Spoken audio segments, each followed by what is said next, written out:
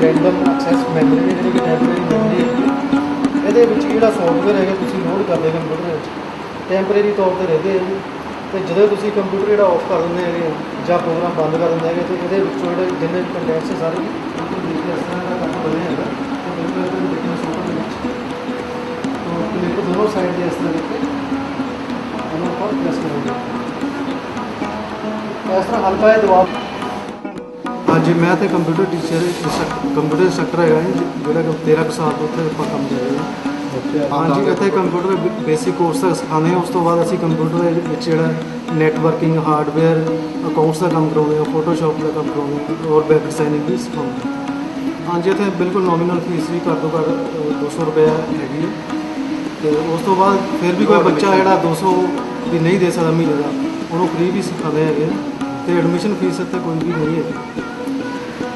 जो सर्टिफिकेट अपने ISO registered है जी ठीक है जी जो ISO जो हैड डिपार्टमेंट जो दिल्ली तो जो असी बना देंगे ISO साल की। हाँ जी 1 साल का कोर्स साढ़े को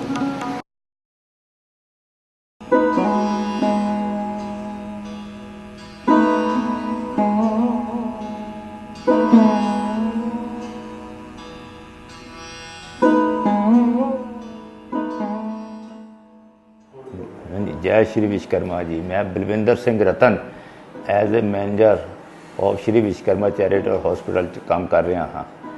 इत्थे डेली 500-600 पेशेंट आते हैं।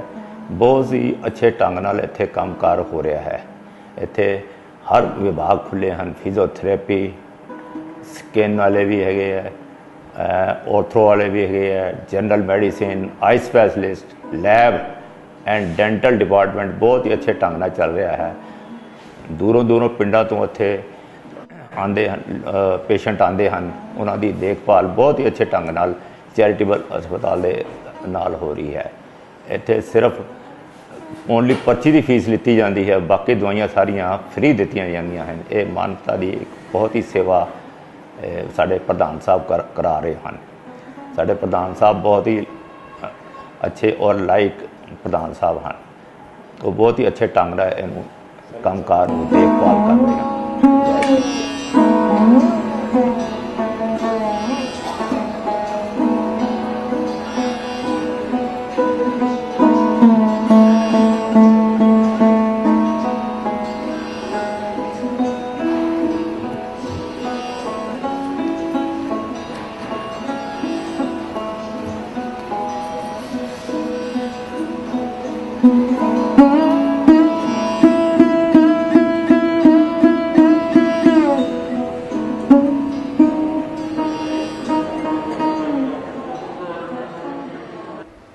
मेरा नाम जी डॉक्टर अमित शर्मा है। मैं इत्थे श्री विश्वकर्मा चैरिटेबल हॉस्पिटल तो पिछले ज्वाइन तो इत्थे 2 महीने तो होया। इत्थे इस तो पहले मैं Guru Nanak mission hospital ढाहां cholera पिछले 4 साल तो सीगा। उस तो पहले मैं एशिया के सब तो बड़े हॉस्पिटल्स अरविंद आई केयर हॉस्पिटल तमिलनाडु अपनी फैलोशिप से कंसलटेंसी की है। 3 साल उत्थे रहे। इत्थे बहुत ही अच्छा काम हो रहा है। रोज़ दे असीं ऑलमोस्ट 200 पेशेंट तो 250 पेशेंट अखां दा ही देखीदे ने ते 10-15 दे ऑपरेशन रोज़ हुंदे ने। बहुत ही अच्छा काम है। बहुत ही चैरिटी जे हॉस्पिटल ना चैरिटेबल हॉस्पिटल है तो रियल चैरिटी हो रही है इत्थे। हर तरह की सहूलतां पेशेंट नूं दित्तियां जांदियां ने। हर तरह दी आधुनिक मॉडर्न मशीनां ने ते लोकी इस शहर दे कि इस कह लो आसे पासे इलाके दे बहुत अच्छा फ़ायदा उठा रहे हैं इस हॉस्पिटल का। जी सारा आपने प्राइवेट फंडिड ही है। लोग डोनेशनस देंदे ने। बाबा जी जिहड़े विश्वकर्मा बाबा जी दे उन्हां दी डोनेशनस उन्हां दे नाम ते आंदी है। कुछ फॉरन दे NGOs जुड़े ने इहदे नाल जिहड़े फ्री ऑपरेशन करांदे ने ते हर महीने दे 20-25 तो 30 ऑपरेशन तो फ्री ही किए जाते हैं। हाँ जी बाकी जिहड़े पेड ऑपरेशनस ने उन्हां दा भी बहुत ही जेन्युइन रेट्स ने। सिटी नालों या बाहर वड्डे शहर नालों अद्धो अध रेट ही है। ईवन जो same lenses imported lenses American lenses आते हैं जो बाहर उन्होंने 35 तो 40 हज़ार का लगता पैसा असी मैक्सीमम इतने 15,000 किया जाता। मैं डॉक्टर सिमरन मैं इतने 4-4.5 सालों तो काम कर रही हैं। साढ़े डेली 150 के करीब पेशेंट हो जाते हैं इतने और असी 30 रुपये की पर्ची कटवाई दी। 30 रुपये की पर्ची के दवाई असी बिल्कुल फ्री दे दी है पेशेंट्स को। साढ़े को ज़्यादा हार्ट के पेशेंट्स आते हैं, शुगर BP होर भी जॉइंट पेन्स और लेडीज़ दी अपनी प्रॉब्लम्स अलग अलग तरह के पेशेंट है और सारे असी अटेंड करी दे। जनरल प्रैक्टिस है फैमिली फिजिशियन।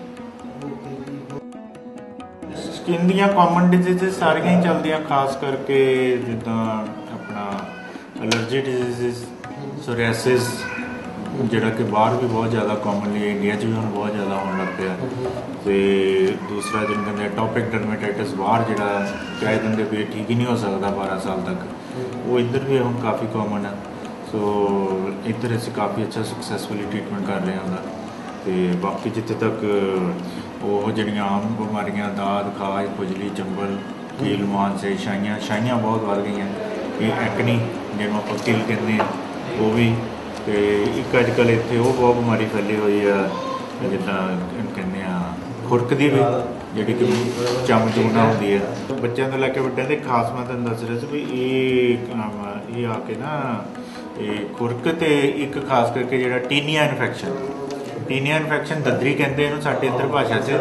ਪਰ ਇਹ ਆ ਕਿ ਸਾਡੀਆਂ ਗਲਤ ਡਰੱਗ ਪਾਲਿਸੀਜ਼ ਕਰਕੇ ਪੇਸ਼ੈਂਟ ਕਿਤੇ ਵੀ ਟਿਊਬ ਲਾ ਕੇ ਲਾ ਲੈਂਦਾ ਸੀ ਤਾਂ ਹੁਣ ਉਹ ਜਿਹੜੀ ਟੀਨੀਆ ਦਾ ਹੈ ਨਾ ਕੀਟਾਣੂ ਫੰਗਸ ਆ ਬੇਸਿਕਲੀ ਉਹ ਫੰਗਸ ਜਿਹੜੀ ਆ ਆਮ ਟ੍ਰੀਟਮੈਂਟ ਨੂੰ ਹੁਣ ਰੈਜ਼ਿਸਟੈਂਟ ਹੋ ਗਈ।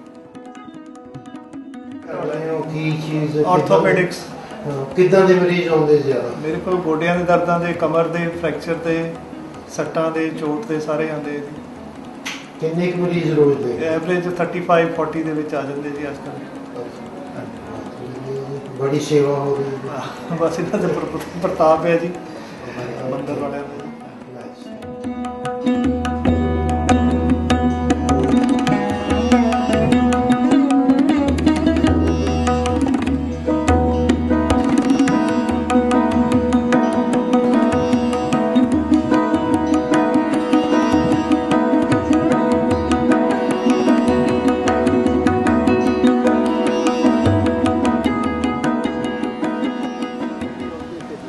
जय श्री विश्वकर्मा जी।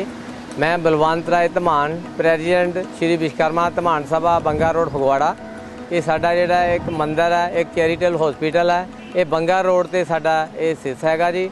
ਅਸੀਂ ਸਾਡੇ ਇੱਥੇ ਬਾਬਾ ਵਿਸ਼ਵਕਰਮਾ ਜੀ ਦੇ ਮੰਦਿਰ ਦੇ ਵਿੱਚ ਦੀਵਾਲੀ ਦੇ ਦੂਜੇ ਦਿਨ ਭਾਈ ਦੂਜ ਦਾ ਬਹੁਤ ਬੜਾ ਮੇਲਾ ਲੱਗਦਾ। ਜਿਹੜੇ ਵੀ ਸਾਡੇ ਕੋਲ ਆਪਣਾ ਜਿੰਨੇ ਵੀ ਬਾਹਰੋਂ ਕੰਟਰੀਆਂ, ਫੋਰਨ ਕੰਟਰੀ, ਪੰਜਾਬ, ਹਰਿਆਣਾ, ਹਿਮਾਚਲ ਪ੍ਰਦੇਸ਼ ਦੇ ਵਿੱਚੋਂ ਵੀ ਬਹੁਤ ਲੋਕ ਲੱਖਾਂ ਦੇ ਹਿਸਾਬ ਦੇ ਨਾਲ ਸਾਡੇ ਕੋਲ ਇੱਥੇ ਲੋਕ ਮੱਥਾ ਬਾਬਾ ਜੀ ਦੇ ਦਰਸ਼ਨ ਕਰਨ ਆਉਂਦੇ ਆ। ਉਸ ਤੋਂ ਬਾਅਦ ਫਿਰ ਸਾਡੇ ਚੈਰੀਟੇਬਲ ਹਸਪੀਟਲ ਆ ਸ਼੍ਰੀ ਵਿਸ਼ਵਕਰਮਾ ਚੈਰੀਟੇਬਲ ਹਸਪੀਟਲ, ਇਹ ਸਾਡਾ 2011 ਦੇ ਵਿੱਚ ਇਹ ਸਾਡਾ ਸ਼ੁਰੂ ਹੋਇਆ।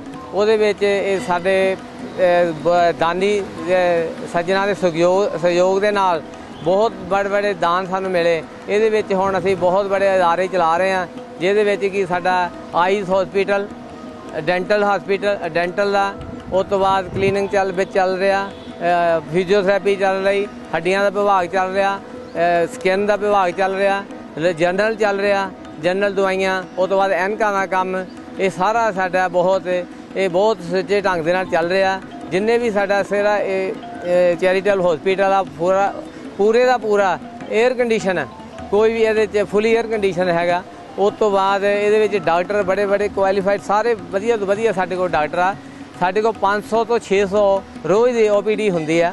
ਉਹਦੇ ਵਿੱਚ ਅੱਖਾਂ ਦੇ ਆਪਰੇਸ਼ਨ ਲਗਭਗ ਰੋਜ਼ਾਨਾ 10 ਤੋਂ 12 ਅਸੀਂ ਰੋਜ਼ਾਨਾ ਕਰਦੇ ਆ। ਉਹ ਬਹੁਤ ਸਜਗੇ ਢੰਗ ਨਾਲ, ਬਾਕੀ 100% ਓਕਾ ਸਾਰੇ ਕੰਮ ਹੁੰਦਾ ਬਾਬਾ ਵਿਸ਼ਵਕਰਮਾ ਜੀ ਦੀ ਕਿਰਪਾ ਦੇ ਨਾਲ।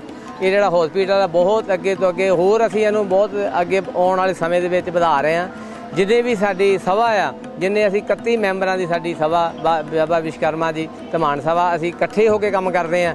ਮੈਂ ਬਲਵੰਤ ਧਮਾਨ, ਮੈਂ ਪ੍ਰੈਜ਼ੀਡੈਂਟ, ਜਿਹੜਾ ਇਹ ਸਾਰਿਆਂ ਨੂੰ ਤਾਲਮੇਲ ਨਾਲ ਲੈ ਕੇ ਇਹਨਾਂ ਨੂੰ ਸਹਿਯੋਗ, ਇਹਨਾਂ ਦੇ ਸਾਰੇ ਸਾਡੇ ਜਿੰਨੇ ਵੀ ਸਹਿਯੋਗੀ ਆ ਇਹਨਾਂ ਨਾਲ ਚੱਲਦੇ ਪਏ ਆ।